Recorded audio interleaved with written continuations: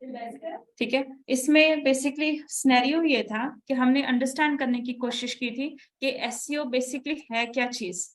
ठीक है, फंक्शन कैसे करती है, ऑपरेट कैसे होती है, बिजनेसेस के ऊपर इफेक्ट कैसे लेके आती है। याद रहे कि when we talk about the SEO we are talking about the online businesses, चाहे वो आपका लोकल बिजनेस हो चाहे वो आपका इंटरनेशनल बिजनेस हो। ठीक है, तो जब भी हम एसईओ की बात करेंगे तो बात होगी आपकी बिजनेस की और ऑनलाइन की, मोड होगा ऑनलाइन। ठीक है, और ऑनलाइन में जो सबसे पहले चीज हमें मैटर करती है वो होते हैं हमारे सर्च इंजन्स।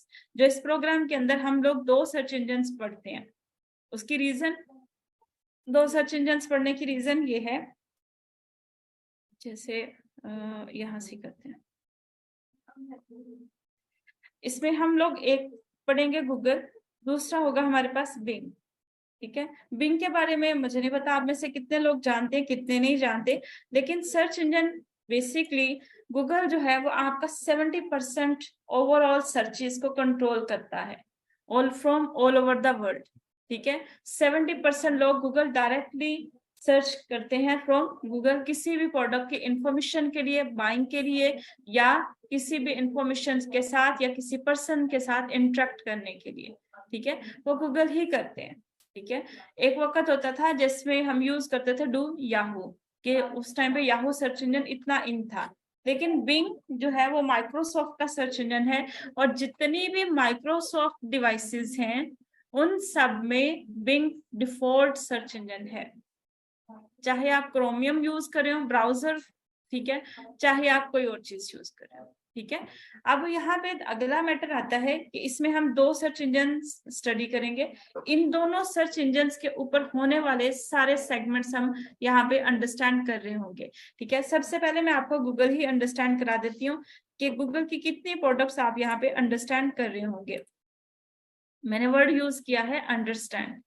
ठीक है, क्योंकि जैसे मैंने अभी खुद कहा था कि जितनी दफा इसे सुनोगे उतने ही ज्यादा नई नई चीजें आपके सामने आते चले जाएंगी, और यहाँ मैंने कोई स्क्रिप्ट राइट डाउन नहीं किया हुआ कि मैं वो ही वापस पढ़ा दूंगी। ठीक है, तो what you have to do, बस मुझे इतना पता है कि मैंने क्या चीजें कवर करानी है और क्या इंपॉर्टेंट है, उसी हिसाब से फिर मैं उसको फंक्शन करती हूँ।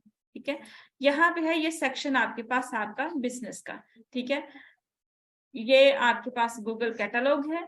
ठीक है, और इसमें जैसे आप जाओगे मोर फ्रॉम गूगल, ठीक है, और यहाँ पे आपके पास आ जाती है सारी गूगल की प्रोडक्ट्स जिनमें आपका क्रोम और एवरीथिंग एडिड है। अब हमारा इसके साथ जो वास्ता है वो हमारा बिजनेस सेक्शन के साथ है। ठीक है, बिजनेस सेक्शन में हम लोग जो चीजें स्टडी करने जा रहे हैं उनमें नंबर 1 पे आ जाएगी आपकी बिजनेस प्रोफाइल। ठीक है, जिसे हम जीएमबी या गूगल माई बिजनेस भी कहते हैं। ठीक है, उसके साथ में इसके अगला फंक्शन जिसको ऑपरेट करते हैं हम लोग वेबसाइट के साथ इंटीग्रेट करने के लिए, वो आ जाएगा हमारा एनालिटिक्स, जिसको गूगल एनालिटिक्स कहते हैं। अभी लेटली, बल्कि अभी जुलाई में इसकी अपडेट आएगी 30 जुलाई के बाद। ठीक है, GA4 के साथ हम जाएंगे, क्योंकि हम लोग लेटेस्ट वर्जन के ऊपर काम कर रहे होते हैं, तो आप उसी को लर्न करोगे। ठीक है, क्योंकि यूनिवर्सल एनालिटिक्स जिसको हम यूए पहले बोलते थे वो फिनिश हो जाएगा, डाउन हो जाएगा। Google was working on it from the last 3 years, now they are done with the practice work also. तो अब वो शिफ्टिंग कर रहे हैं इसके ऊपर अपनी सारी वेबसाइट्स की। ठीक है, तो हम इसमें GA4 को ही स्टडी करेंगे। इसके साथ ही आपका एक और सेक्शन काम करेगा जिसे हम सर्च कंसोल कहते हैं। ठीक है, अब ये जो आपका सर्च कंसोल है बेसिकली ये आपके इंडेक्सिंग ऑफ द वेबसाइट को मैटर करता है। याद रखिएगा, whenever we are into the business, हम लोग किसी ना किसी को तो बताते हैं कि हम बिजनेस में आ चुके हैं। ठीक है, मैंने सुबह डिसाइड किया कि शाम को मैंने ये शॉप ओपन करनी है, मैंने बर्गर पॉइंट बनाना है, तो मैंने सबसे पहले किसको बताना होगा? गूगल को, अगर ऑनलाइन रखना है तो। लेकिन अगर ऑफलाइन रखना है तो फिर मुझे उसको रजिस्टर करवाना पड़ेगा। We are talking about Pakistan, फिर हमें मोहल्ले वालों को बताना पड़ेगा इतने में आटा पालाना।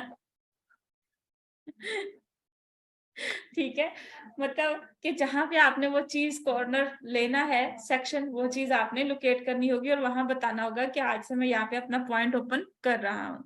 ठीक है, लेकिन अगर हम यही इंटरनेशनल मार्केट के अंदर हैं तो आपने बर्गर पॉइंट भी बनाना होगा। Even in fact if you want to go with the idea to begging, तो आप जिस जगह पे खड़े होंगे आप वो भी बताओगे कि मैंने यहाँ से मांगना है खड़े होके, तो you have to get register with that thing, ठीक है।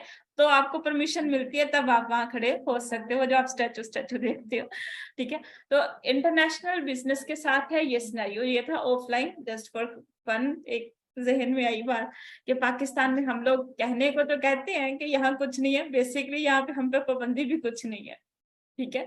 तो लेकिन जब हम लोग ऑनलाइन बिजनेस के अंदर होते हैं तो यू हैव डिसाइडेड कि आप ये बिजनेस लॉन्च करेंगे।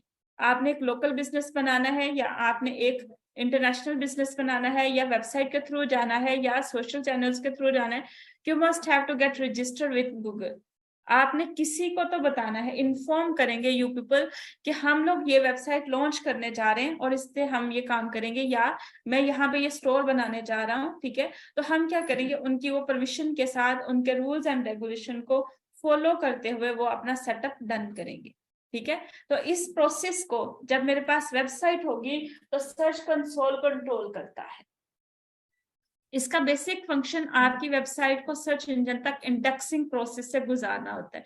इंडेक्सिंग इज द प्रोसेस जिसमें सर्च इंजन आपकी वेबसाइट को मुकम्मल तौर पर रीड करता है थ्रू देयर क्रॉलर्स, ठीक है। वो अपने बोर्ड्स यहाँ पे आपके पास सेंड करता है, ठीक है।